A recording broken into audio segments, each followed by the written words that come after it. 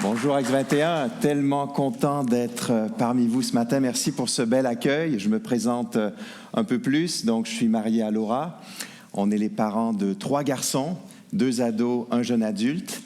Et effectivement, comme le disait Pierrick, j'ai le privilège de servir à la FTE, la Faculté de théologie évangélique de l'Université Acadia. On vient de déménager, on est maintenant situé juste en face du campus 1000 de l'Université de Montréal, mais la plupart de nos étudiants suivent les cours à distance d'un peu partout au Québec ou ailleurs en francophonie. Et on se réjouit donc du privilège d'enseigner la parole de Dieu dans ce contexte. Je suis touché par l'invitation de vos pasteurs d'apporter le message de la parole parmi vous ce matin, d'autant plus que j'ai grand plaisir à apprendre à connaître certains d'entre eux ces derniers temps. C'est ma première visite à Acte 21 Sherbrooke, mais il y a quelques mois, vous nous avez rendu visite à l'église du Plateau à travers Corentin et sa belle prédication qui nous a fait du bien. Et Laura et moi avons pu échanger avec Corentin et Alana après coup dans le stationnement de l'église, ce lieu de discussion pittoresque. Et on était encouragés d'entendre tout ce que le Seigneur fait dans sa vie, dans la vie de votre Église. Thibaut, l'un des pasteurs du campus de Magog, a été un étudiant et un collègue très précieux à la FTE pendant des années. On a eu beau essayer de le retenir à Montréal, mais c'était un bras de fer vraiment inégal, il faut le dire. Non, mais nous aussi, on a des églises urbaines à Montréal. Mais quand on vient vous rendre visite dans les cantons de l'Est, on comprend un peu mieux la situation. Ici, vous n'avez pas à choisir entre une église urbaine et le cadre splendide d'une des plus belles régions du Québec. Vous avez les deux en même temps. Les montagnes, les couleurs d'automne, les ruisseaux en altitude. Nous, on doit dealer avec une seule couleur, celle des cônes oranges. Et puisqu'on n'a pas de ruisseaux dans les montagnes, on doit en créer artificiellement. Donc, nos églises urbaines sont entourées de geysers urbains, si vous avez suivi l'actualité, qui se transforment en ruisseaux dans toute la ville jusqu'à atteindre le sous-sol de nos maisons. C'est très beau, mais ça coûte vraiment cher en canalisation, tout ça. Alors, ce que je vous propose aujourd'hui, c'est un discours hors série. Si tu es déjà disciple de Jésus, on va revenir à l'essentiel du message de l'Évangile. Si tu es en réflexion, eh bien, j'espère que cet enseignement va t'aider à mieux saisir, à mieux comprendre ce qu'il y a d'unique à propos de Jésus.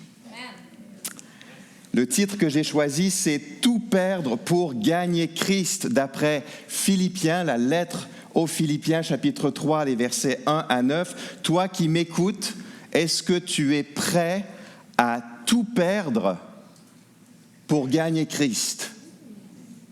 Peut-être que tu dis, Dominique, ça dépend de ce que tu veux dire. C'est un bon point. Et on va voir ce que ça voulait dire pour l'apôtre Paul. Donc, je lis un extrait de cet épître, de cette lettre aux Philippiens, Philippiens 3, les versets 1 à 9. Le texte apparaît, je pense, à l'écran. Voici ce que Paul écrit. Maintenant donc, mes frères et sœurs, réjouissez-vous dans le Seigneur. Je n'hésite pas à vous écrire les mêmes choses et cela contribue à votre sécurité. Faites attention aux chiens, faites attention aux mauvais ouvriers, faites attention aux faux circoncis. En effet, les vrais circoncis, c'est nous qui rendons notre culte à Dieu par l'Esprit de Dieu, qui plaçons notre fierté en Jésus-Christ et qui ne mettons pas notre confiance dans notre condition. Pourtant, moi-même, je pourrais mettre ma confiance dans ma condition. Si quelqu'un croit pouvoir se confier dans sa condition, je le peux plus encore. J'ai été circoncis le 8e jour, je suis issu du peuple d'Israël, de la tribu de Benjamin, hébreu né d'hébreu. En ce qui concerne la loi, j'étais pharisien. Du point de vue du zèle, j'étais persécuteur de l'Église. Par rapport à la justice de la loi, j'étais irréprochable. Mais ces qualités qui étaient pour moi des gains, je les ai regardées comme une perte à cause de Christ et je considère même tout comme une perte à cause du bien suprême qu'est la connaissance de Jésus-Christ, mon Seigneur. À cause de lui, Je me suis laissé dépouiller de tout et je considère tout cela comme des ordures afin de gagner Christ et d'être trouvé en lui, non avec ma justice, celle qui vient de la loi, mais avec celle qui s'obtient par la foi en Christ, la justice qui vient de Dieu et qui est fondée sur la foi. Prions. Père Céleste, montre-nous ce que cela veut dire de tout perdre pour gagner Christ. Et donne-nous envie aujourd'hui de trouver notre fierté en Jésus seul. En son nom. Amen. L'une des tristes réalités de la vie, c'est que parfois, de bonnes choses deviennent nos ennemis.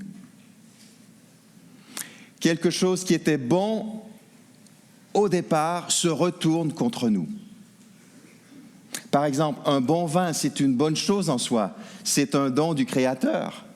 Mais si on devient alcoolique, on devient esclave de la bouteille, ce vin se transforme en ennemi dans notre vie personnelle. Une belle performance sportive, c'est génial et on en a célébré plein cet été avec les Jeux Olympiques. Mais il arrive que l'exploit produise chez l'athlète une espèce d'arrogance, un sentiment de supériorité, il regarde les autres de haut. D'une certaine manière, on peut dire que la performance est devenue son ennemi. L'athlète en question n'est plus le même, il a perdu sa belle personnalité à travers ce succès. Il faut savoir gérer aussi les succès. Pourquoi ces bonnes choses se transforment-elles parfois en ennemis ? Parce qu'on perd la juste perspective sur ces bienfaits. On leur accorde un statut qui ne leur revient pas. On les gère très mal. Soit on en abuse, soit on n'arrive pas à les gérer tout simplement. Le bon vin ne devrait jamais être élevé au rang de consolateur ou de compagnon dans notre vie. Et la performance sportive, ça ne devrait pas être ce qui nous définit, ce qui nous procure notre valeur, notre identité. Ce que notre passage biblique nous révèle au sujet de Paul, c'est qu'avant sa conversion à Christ, plusieurs bonnes choses étaient devenues ses pires ennemis à son insu. Pourquoi ? Parce qu'il les avait mal évaluées, mal gérées. La raison pour laquelle Paul écrit ce passage à des chrétiens comme nous, qui suivons Jésus, lui écrit aux Philippiens, c'est parce que de bonnes choses peuvent aussi se retourner contre nous dans notre vie, dans le contexte de notre relation avec Dieu. Et Paul veut nous éviter ce piège. Notre texte de ce matin est extrêmement personnel, très autobiographique. Paul nous parle de son témoignage personnel. Il nous laisse entrer dans son monde. Il nous décrit l'avant et l'après de sa rencontre avec Jésus. Si Paul se montre aussi ouvert, aussi transparent, c'est pour notre bien. Il veut mettre à notre disposition joie et sécurité, deux bienfaits absolument essentiels. Église, est-ce que tu veux plus de joie et plus de sécurité? Amen. C'est rare qu'un texte biblique nous dise aussi clairement dès le début ce que ce texte est censé produire dans notre vie, mais ici Paul nous le dit. En principe, si ce texte agit comme il se doit, eh bien, nous allons ressortir de cette salle avec plus de joie et plus de sécurité. Et j'ai toute confiance que l'Esprit va agir dans notre cœur et que ce sera le cas. Et quand on va chanter les derniers chants tout à l'heure, ce sera une explosion de joie ici à Acts 21. Restez jusqu'à la fin, vous ne pas rater ça. Verset 1. Maintenant donc, mes frères et sœurs, réjouissez-vous dans le Seigneur. Voyez la joie qui va découler de la suite. Toujours au verset 1, « Je n'hésite pas à vous écrire les mêmes choses et cela contribue à votre sécurité. » Donc Paul ne cherche pas à innover, à manifester une grande créativité sur le plan théologique Et je vous rassure, je ne suis pas venu à Sherbrooke ce matin pour démarrer parmi vous une nouvelle carrière de faux prophète.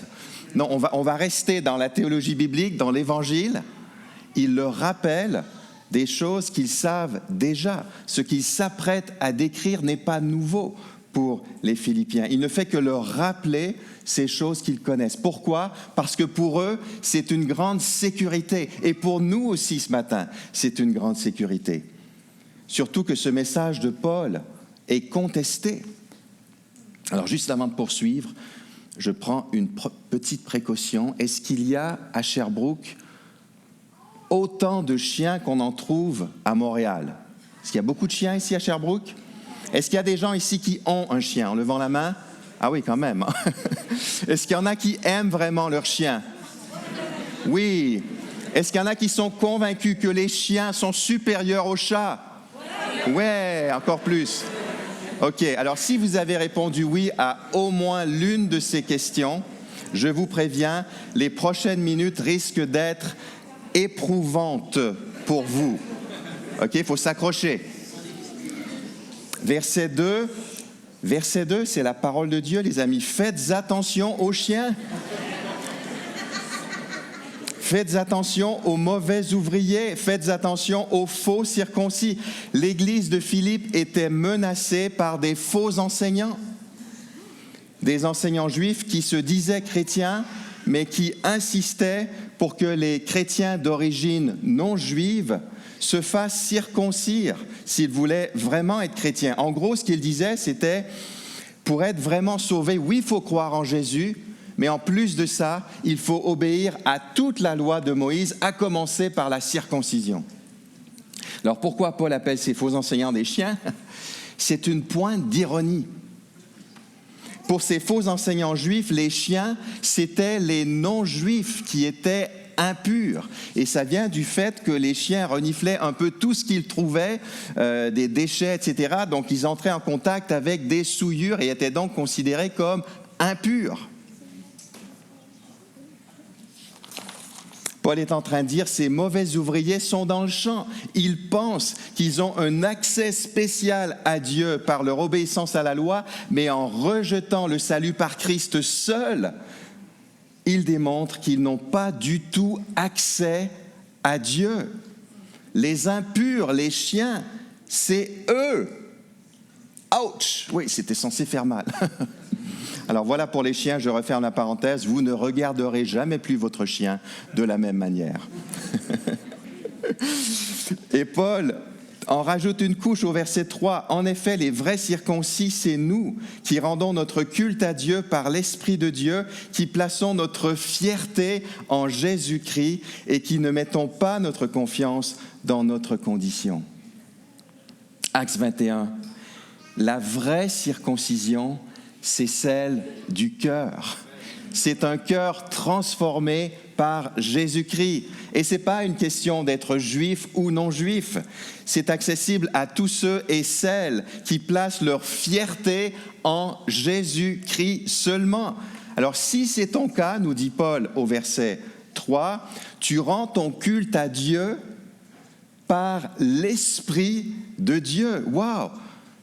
Tu es connecté à Dieu le Père en Jésus-Christ parce que tu trouves en lui ta fierté par l'Esprit de Dieu. Mon ami, tu as toute la Trinité de ton côté. Est-ce que vous sentez la joie et la sécurité qui commencent à prendre de l'ampleur dans notre cœur, hein? Paul poursuit au verset 4. Pourtant, moi-même, je pourrais mettre ma confiance dans ma condition. Si quelqu'un croit pouvoir se confier dans sa condition, je le peux plus encore. Et Paul dresse ensuite une liste impressionnante de mérites. Voici ce que je vous propose pour le reste de cet enseignement. Je vous ai dit que de bonnes choses étaient devenues les pires ennemis de Paul. Alors, on va passer le reste du temps à se poser 3 questions. D'abord, au sujet de l'apôtre. Quelles étaient ces bonnes choses dans sa vie?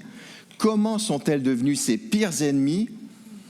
Et comment Christ a-t-il donné une nouvelle attitude à Paul? Puis après, on va reprendre exactement les 3 questions, mais pour terminer, à notre sujet, quelles peuvent être ces bonnes choses dans notre vie?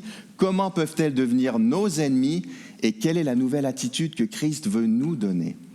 Alors, première question, quelles étaient ces bonnes choses pour Paul?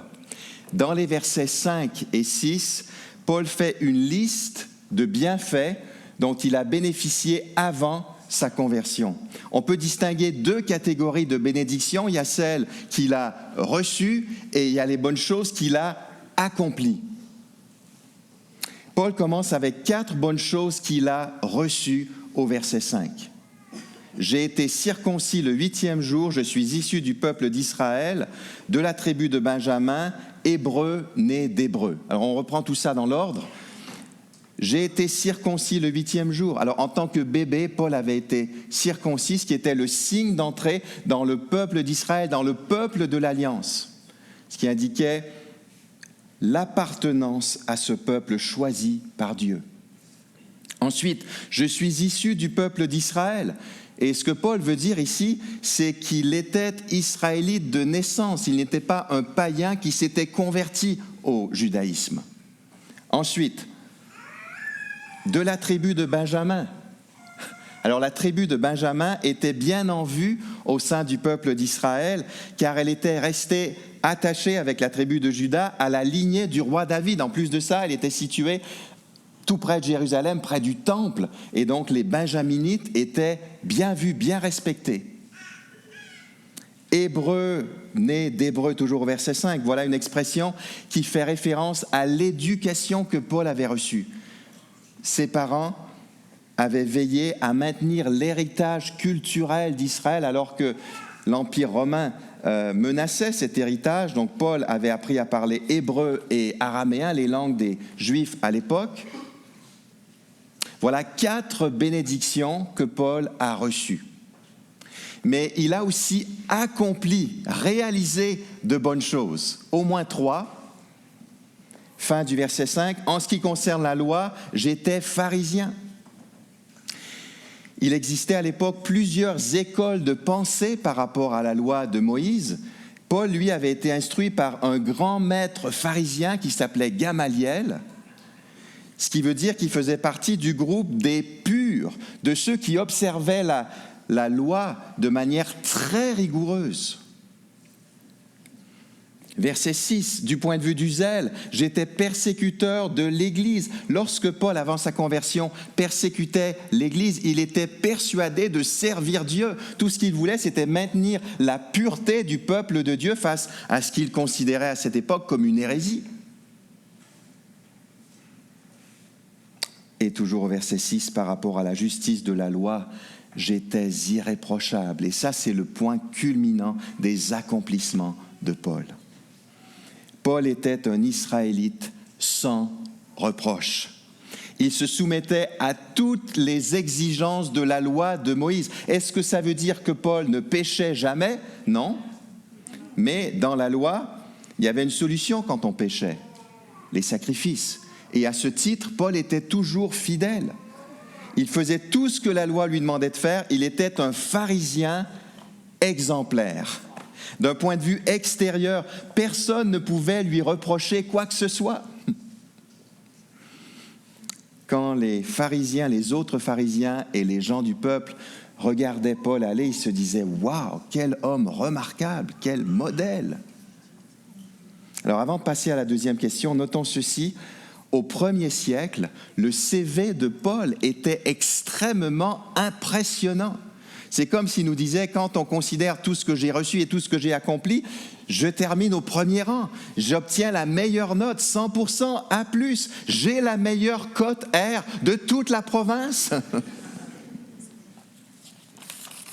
Et pourtant, toutes ces bénédictions se sont retournées contre lui. Deuxième question. Comment sont-elles devenues ses pires ennemis? Et la réponse apparaît au verset 4. On revient en arrière, verset 4, et elle se résume en 6 mots. Paul écrit, « Pourtant, moi-même, je pourrais mettre ma confiance dans ma condition. »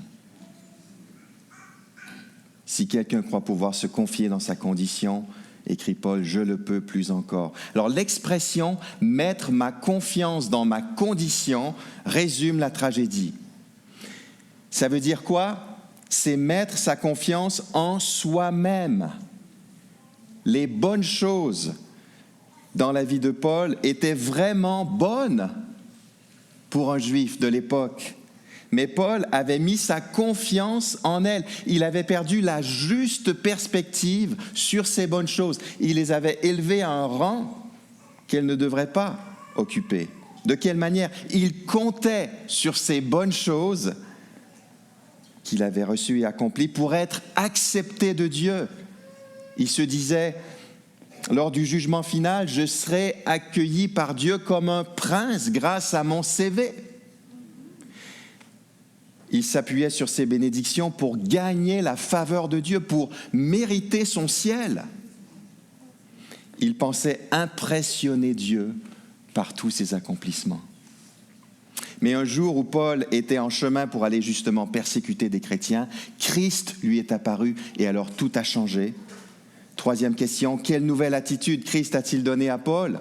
Alors quand on rencontre Christ, on commence une rééducation. Un peu comme après un accident, il faut parfois faire une rééducation. On doit réapprendre à marcher, à parler, à lire. C'est ce qui s'est passé ici, sur le plan spirituel. Christ a rééduqué les yeux de Paul, ses mains et son cœur. Alors, je parle en langage figuré, mais on va voir ce que ça veut dire. Verset 7, « Mais ces qualités qui étaient pour moi des gains, je les ai regardées comme une perte à cause de Christ. Les bonnes choses n'étaient plus des gains, mais une perte. » Paul utilise ici le langage de la comptabilité. Est-ce qu'il y a des comptables dans la salle? Ils n'osent pas le dire. En principe, ça devrait vous parler de manière très forte. Sur son relevé bancaire, ce qui auparavant apparaissait dans la colonne crédit avait été transféré dans la colonne débit. Problème. Imaginez si ça se produisait dans votre compte. Ce qui devrait apparaître dans la colonne des plus s'affiche dans la colonne des moins. Alors certains disent, Dominique, en ce moment, ça ne changerait pas grand-chose. Parce qu'il n'y a pas grand-chose dans les plus. OK, mais la colonne des plus pour Paul, elle était vraiment très, très, très, très bien garnie.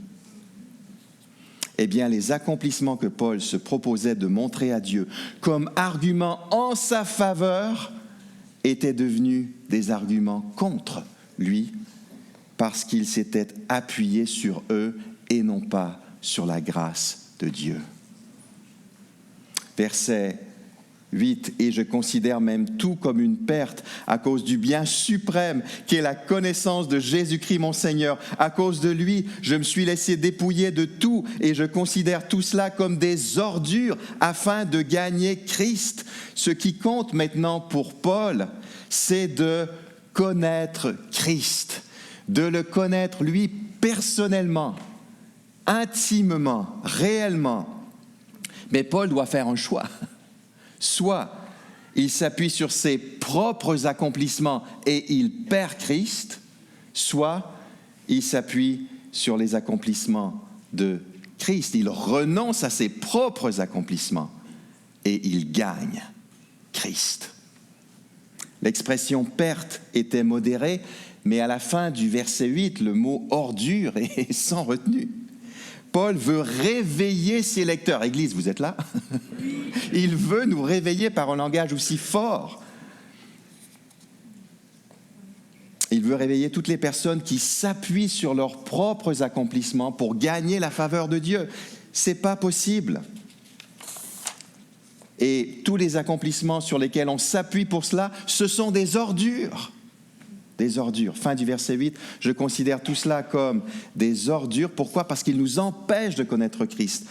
Afin de gagner Christ, verset 9, et d'être trouvé en lui, non avec ma justice, celle qui viendrait de la loi, mais avec celle qui s'obtient par la foi en Christ. La justice qui vient de Dieu et qui est fondée sur la foi. Donc Paul établit une distinction entre deux justices, celle qui échoue et celle qui réussit. Et la justice ici, c'est tout simplement le salut. C'est le fait d'être déclaré juste par Dieu. C'est l'obtention d'un statut qui nous donne accès à Dieu. à une relation régularisée avec lui. La justice qui échoue, c'est la mienne. Celle qui vient de la loi. J'essaie par mes propres forces, par mon obéissance à la loi, de gagner la faveur de Dieu. Impossible. En passant, ce n'est pas ce que l'Ancien Testament enseigne. L'Ancien Testament n'enseigne pas qu'on peut être sauvé par les bonnes œuvres, par l'obéissance. Même dans l'Ancien Testament, c'est par la foi que le salut se reçoit.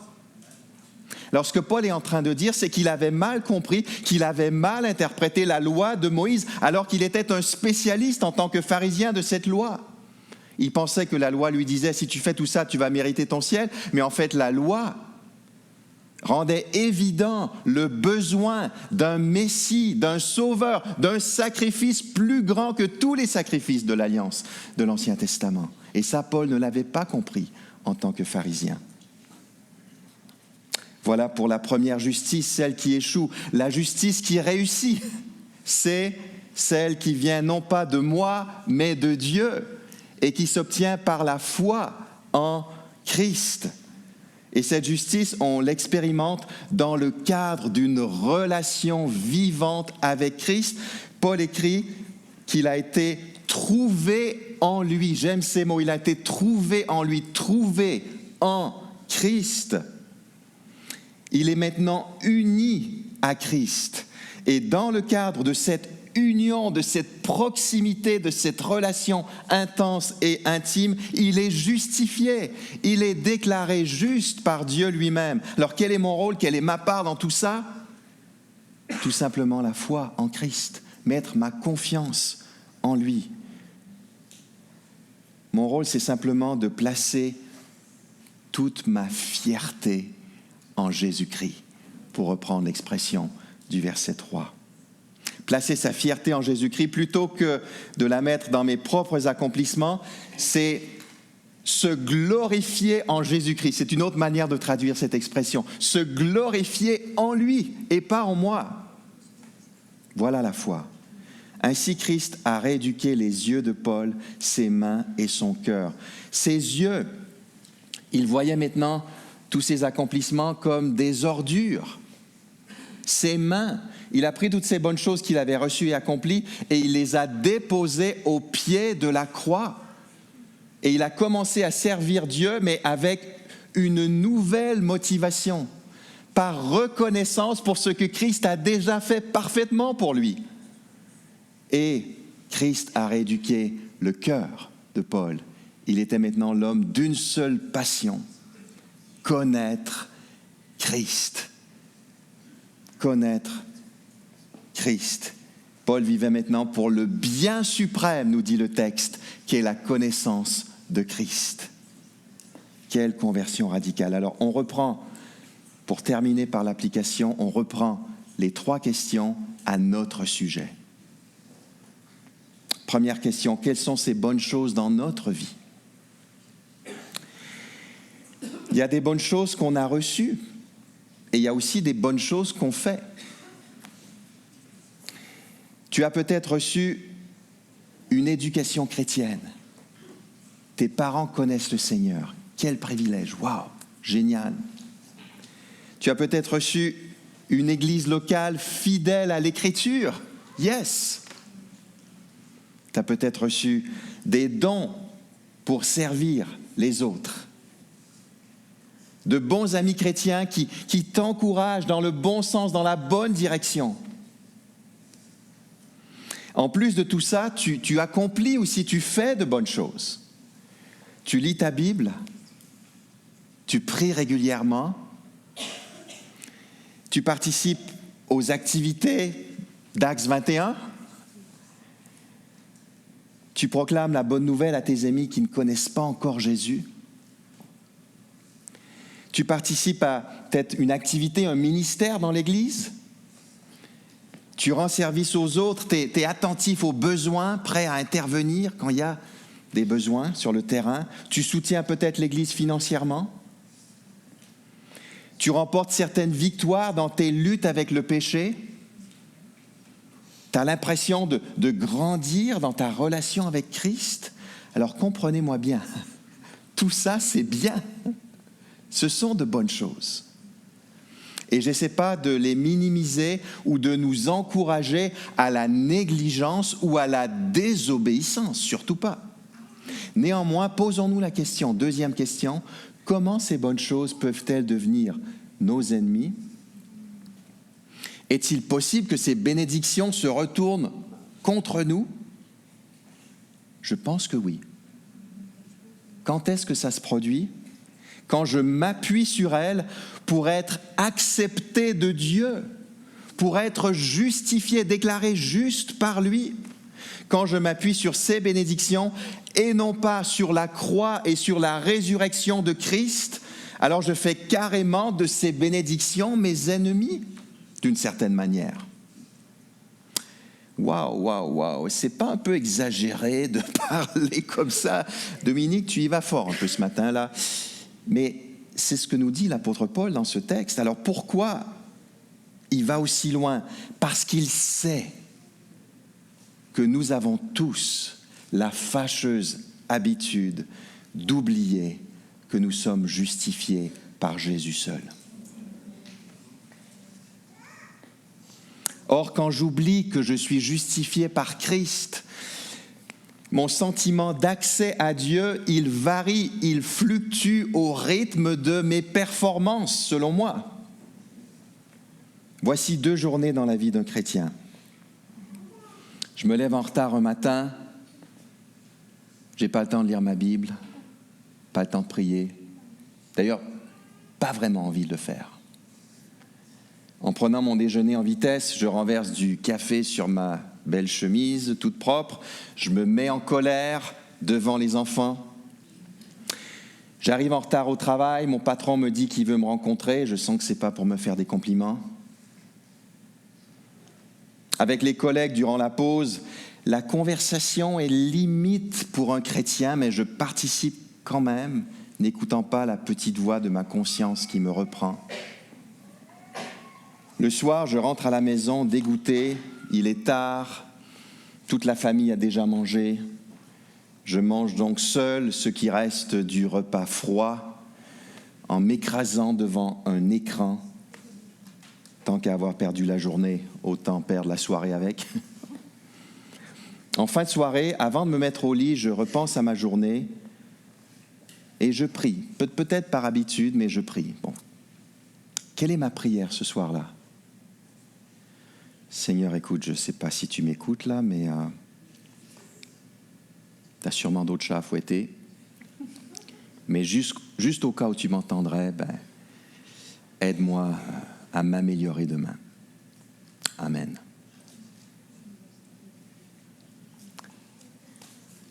Un matin, la semaine suivante, je me réveille à 6 heures. D'un bond, je quitte mon lit douillet. J'ouvre ma Bible. Alors, je sais bien que mon plan de lecture de la Bible me demande de lire 2 chapitres de la Bible le matin et 2 le soir, mais cette fois-là, je lis les 4 chapitres le matin. Waouh! On part en force. Ensuite, je prie pour mon église locale. Je prie pour mes pasteurs, pour différents ministères de l'église. Ensuite, je prie pour plein d'autres sujets qu'on m'avait transmis. J'arrive au travail avec 10 minutes d'avance. Mon patron le remarque. Là, je sens que je viens de marquer un point. Pendant la pause, un collègue me dit qu'il accepte mon invitation à manger le week-end prochain pour que je lui parle plus de la foi chrétienne. Super, pas de problème. Je me sens tellement bien, alors pourquoi pas, je m'inscris comme bénévole pour la prochaine activité d'Axe 21. Je me dis, je vais donner un petit coup de main. Je rentre à la maison, mon épouse m'attend avec le sourire. Elle m'accueille en me disant « T'es beau ce soir, mon chéri ». Et avant de m'endormir ce soir-là, je repense à ma super belle journée et je prie. Alors, quelle est ma prière cette fois-ci?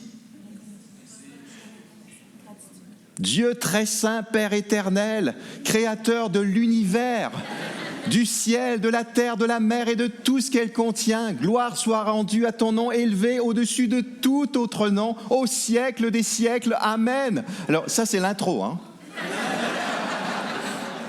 Merci Seigneur pour ton grand amour pour moi. Merci de m'avoir autant béni. Merci pour tous les dons que tu m'as faits. Utilise-moi pour l'avancement de ton royaume dans ma ville, dans tout le Québec et jusqu'aux extrémités de la terre. Amen. Alors, laquelle de ces deux prières est la plus spirituelle? La première.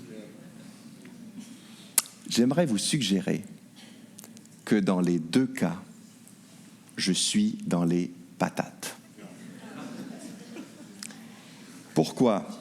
J'ai l'impression que mes mauvaises performances me séparent de Dieu et que mes bonnes performances me donnent un accès privilégié à lui, une ligne directe. Mais Dieu était-il mieux disposé à m'écouter, à m'accepter, à me pardonner le deuxième soir? Ça dépend du fondement de ma justification.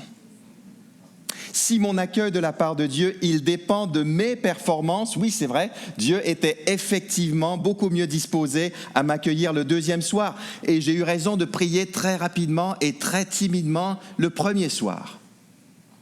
Mais si mon accueil de la part de Dieu dépend de la performance d'un autre, d'une performance déjà réussie, si mon pardon dépend de la mort de Christ sur la croix pour tous mes péchés, y compris les péchés du jour, alors j'ai eu tort de me sentir rejeté par Dieu le premier soir et j'ai eu tort de me sentir davantage accepté de Dieu le deuxième soir. Son pardon, son accueil n'ont pas changé, ils étaient les mêmes les deux soirs.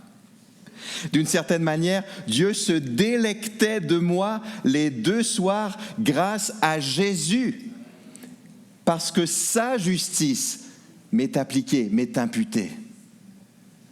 J'irai même plus loin. Le deuxième soir, les bénédictions que j'avais expérimentées ce jour-là sont devenues mes ennemis parce que dans mon esprit, mon accès à Dieu ce soir-là, il dépendait de mes performances et de mon impression d'avoir été hyper obéissant ce jour-là.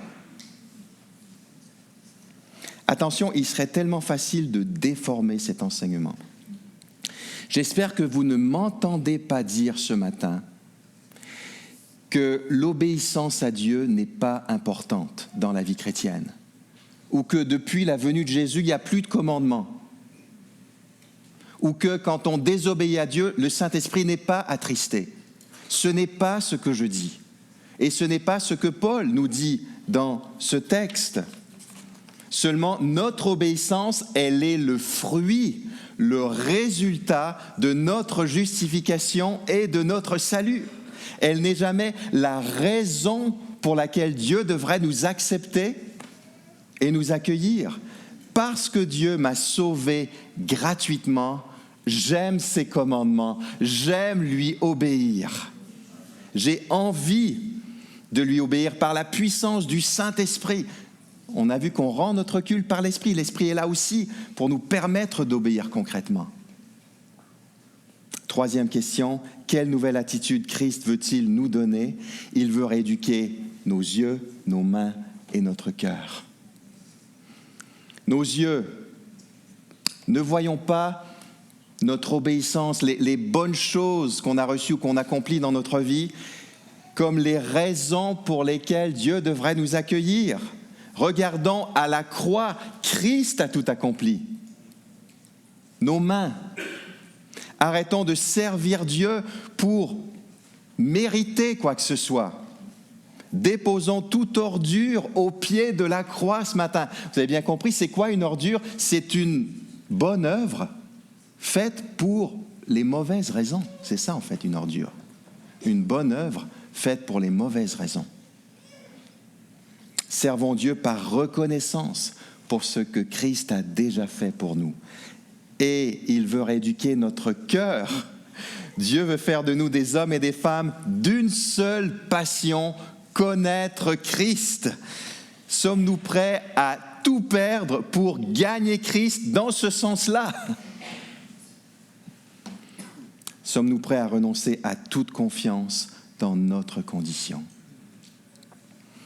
Approchons-nous de Dieu, que la journée ait été bonne ou mauvaise. J'aimerais inviter l'équipe de louange à prendre place tranquillement. Qu'est-ce qu'on a vu ce matin en une phrase? Dieu nous justifie en Jésus-Christ et non par nos accomplissements.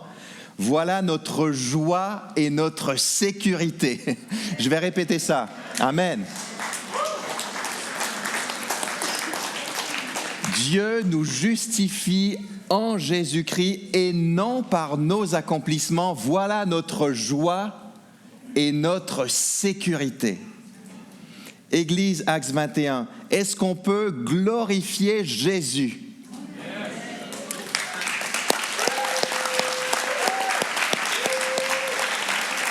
Amen.